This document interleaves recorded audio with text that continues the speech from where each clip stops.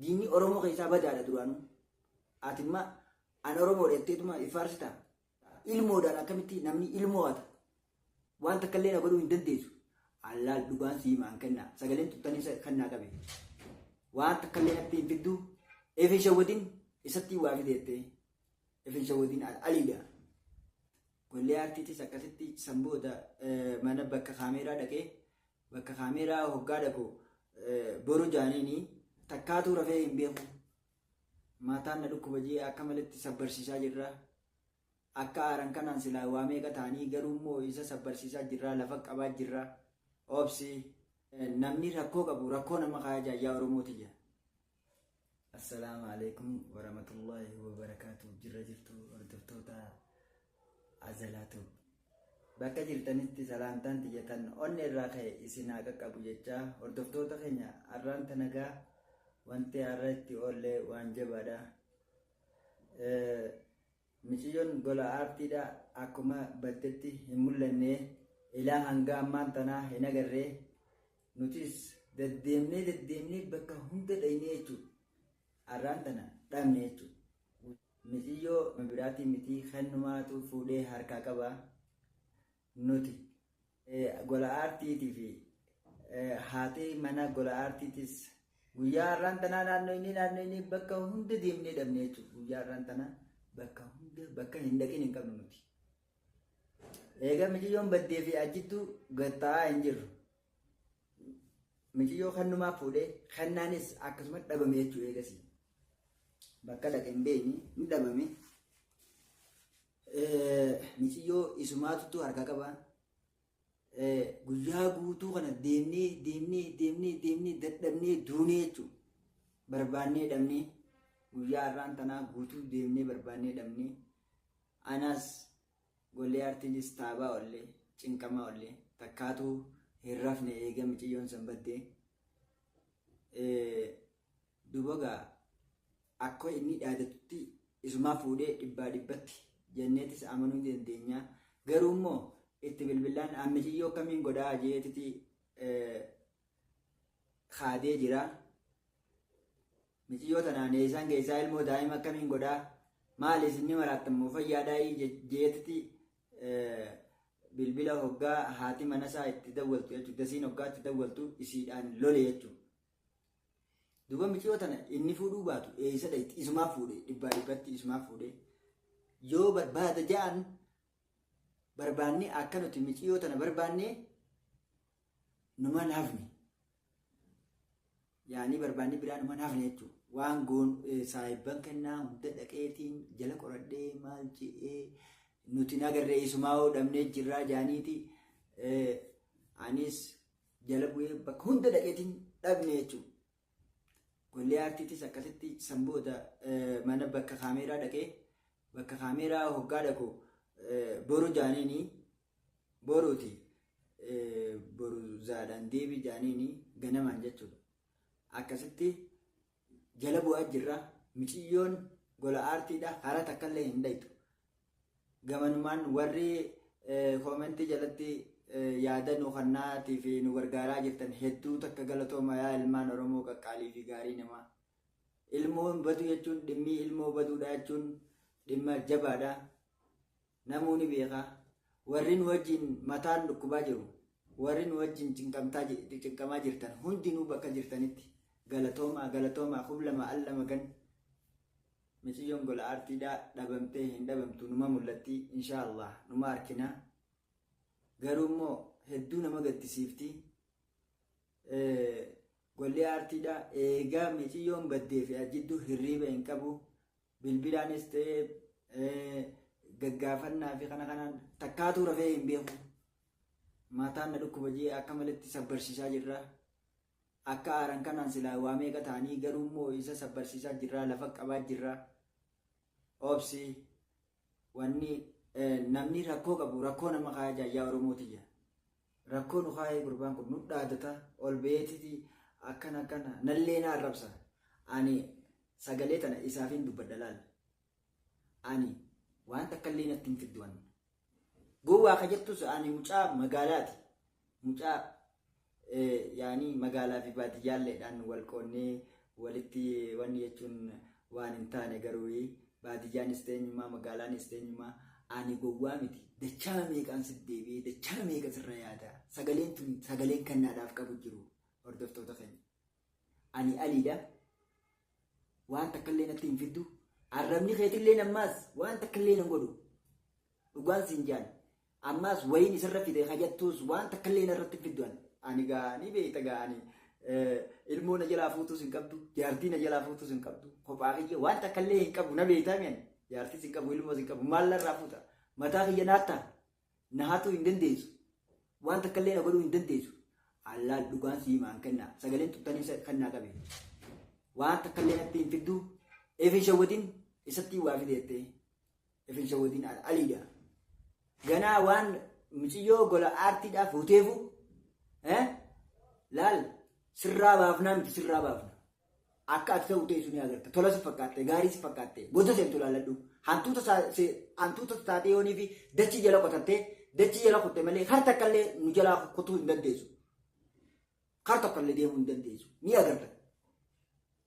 ni agartaati kuni diina jenneellee diina Oromoo keessaa diinni Oromoo keessaa badaadha duraanuu atimma an Oromoo dheetteetuma ifaarsitaa ani nama yatteetuma ifaarsitaa ilmoodhaan akkamitti namni ilmoota ilmoo haati suma ammaas akka dhaadachuu jirtutti fi akka hokkoflu jirtutti ilmoo haati suma gar takkallee hin geessitu muciyyoo saniis atis gar takkallee hin seentu dhugaan siif himaanii ifi shawwatiin sammuu ta'e gowwaallee naan hin jiinaan ani nama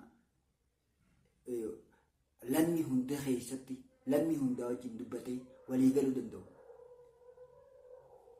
ifi shawwatiin waa meeqa kanaan jettees wanni takkallee waan narraa hiriftu hin qabdu aliidhaan dhageesse saniiti bakka jirtutti sagalee kiyya kanaas hin dhageessa viidiyoo kiyya kanaas taniin ammalee tanaas hin dhageessa arrara guddaa wanni viidiyoo tana mareef sirraa malee dhimma keessa jiru kana qilleensa irratti ol ba'ee akkaan dhimma kana wayii waadhullee hin fedhu maaliif koomantii jalatti illee uummanni hedduun uummanni keenya bal'aan uummanni keenya Oromoo qulqulluun jechuudha koomantii jalatti illee yaadanuu kannaa jiranii hedduu na gammachiisaa jiranii gola aartiidhaatis jajjabeessaa jiranii haa galatoomanii mataa kiyya gubbaadha na jirtan jechuudha mataa kiyya gubbaa